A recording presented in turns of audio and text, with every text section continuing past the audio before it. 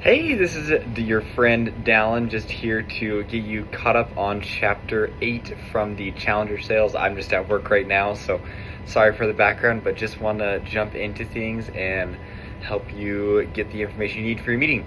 So, the first thing is this chapter is really on sales management, and what that means is the sales manager, which are helping support the salespeople to get to where they need to be. Now, it's interesting because you would think, and a lot of companies think this, and I've seen the results of it, but you would think that good salespeople would make good managers, but that's really not always the case. You're looking for people who can really teach well.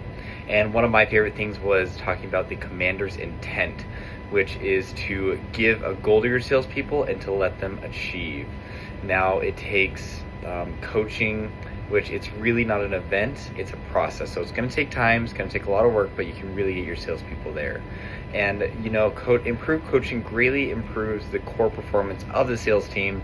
There will still be a lot of people who will. It's kind of an interesting thing, because when you coach your salespeople, the middle to higher performers are actually going to improve the most, and the tail end or the bottom performers really aren't going to improve that much, which is interesting. But a lot of coaching is focused on efficiency, and that really goes to showing like what do we do best at.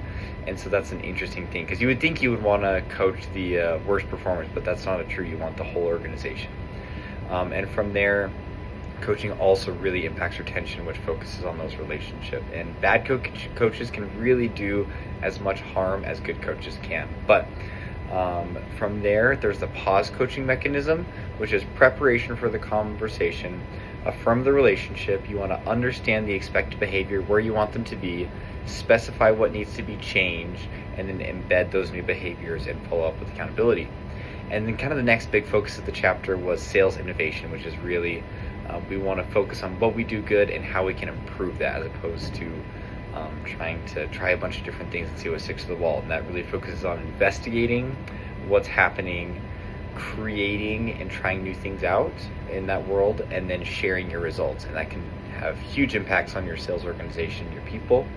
And then from there, when you focus on innovation versus trying to micromanage your sales managers and track them based on performance, they have a double improvement and rate of coaching success with their salespeople, which is awesome. And then, of course, the last thing is you really want to avoid bias when it comes to coaching. And so you want to deepen your understanding of your situation and the people you're working with. You want to broaden your perspectives and try to learn more, and then expand your ideas and go from there. But that's the main points of the chapter, and have a great meeting. Good luck.